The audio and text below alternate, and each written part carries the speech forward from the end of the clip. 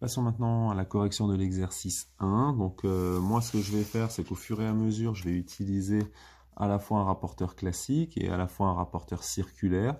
Comme ça, vous allez pouvoir voir l'usage un petit peu des deux et peut-être vous familiariser avec les deux. Et comme ça, vous choisirez celui qui vous convient le mieux. Donc premier angle ici, l'angle il s'appelle BAC ou CAB, au choix. La seule chose importante, c'est de bien mettre la lettre A au centre ici de l'angle. Donc ici l'angle, on a le A au centre.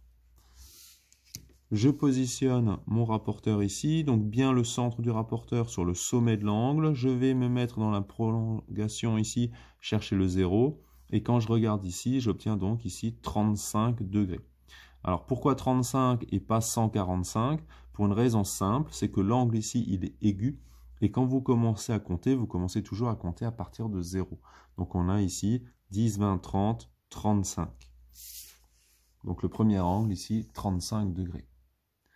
On passe maintenant à la mesure du deuxième angle. Alors je ne sais pas si vous avez vu ici, qu'est-ce que j'ai fait tout de suite? J'ai prolongé les côtés. Pour prolonger, pourquoi est-ce qu'on fait ça? Comme ça, on peut, quand on positionne le rapporteur, venir et être plus précis pour aller chercher le 0. Donc quand je regarde ici, je me mets sur le 0, je mets le centre du rapporteur, et je suis entre 140 et 150. Donc entre 140 et 150, j'arrive ici à 144 degrés.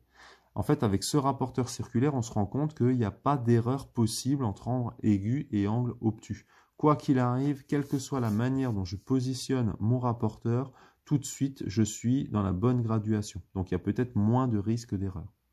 Donc ici, l'angle, il s'appelle VUW ou WUV et on a 144 degrés. Poursuivons avec l'angle qui est ici. Donc l'angle ici, la lettre qui est au centre, ça doit être la lettre F. Donc on a DFE ou EFD au choix.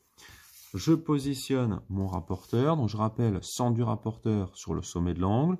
Je tourne. Je me mets ici dans le prolongement de sorte à aller venir chercher le premier 0. Donc ici. Et ensuite, quand je regarde, j'ai 70, 71, 72. Donc 72 degrés. Comme tout à l'heure, je ne peux pas prendre ici le 108 pour une raison simple, c'est que l'angle ici, il est aigu. Donc s'il est aigu, forcément, il est compris entre 0 et 90 degrés. Donc ici, on a l'angle DFE qui est égal à l'angle EFD qui vaut 72 degrés. Prochain angle, l'angle, il s'appelle KLI ou ILK. Donc qu'est-ce qu'on fait? On positionne son rapporteur ici.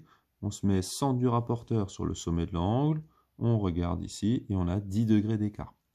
Comme toujours, si on trouve 170, c'est qu'on s'est trompé de graduation dans le rapporteur et donc finalement ça veut dire qu'il faut changer et donc on arrive ici, ILK égale KLI égale 10 degrés.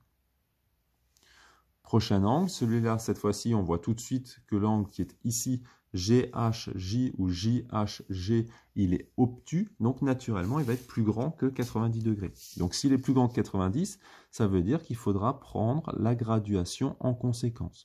Et donc maintenant, vous comprenez pourquoi j'ai tant insisté en classe pour qu'on arrive à distinguer un angle aigu et un angle obtus. En fait, ça permet de ne pas se tromper au moment où on mesure.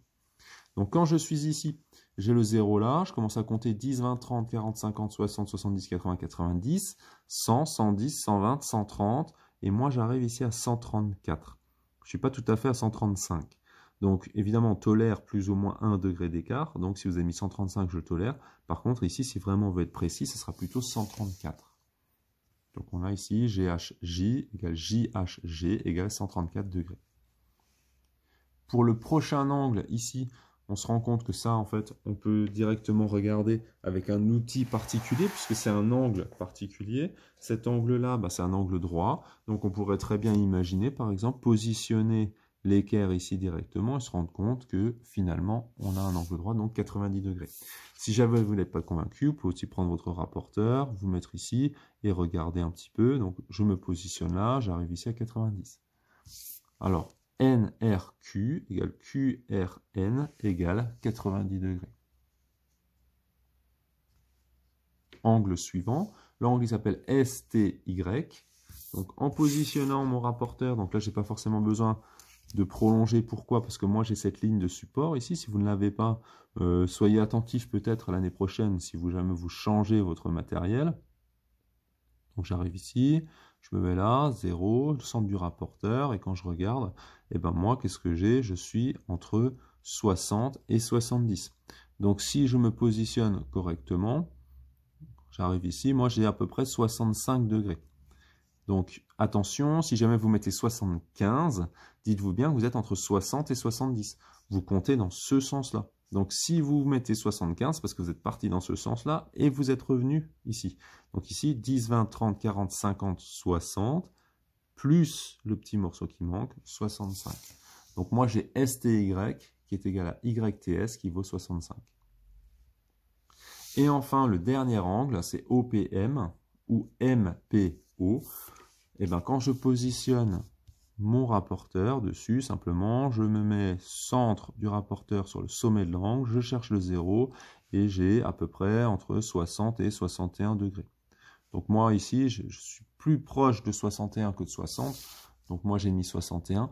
Maintenant, si vous avez mis 60, on le tolère aussi. On voit bien que des fois, quand on positionne le rapporteur, on n'est pas non plus précis à 2 millions de pourcents. De temps en temps, si on est légèrement comme ça, visuellement parlant, on ne voit pas forcément la différence, mais pourtant on s'approche plus du 60. Donc ça, après, c'est vraiment une question d'habitude. Quand vous aurez l'habitude, vous arriverez à vous positionner de mieux en mieux votre rapporteur et donc vous aurez plus ce petit degré d'écart.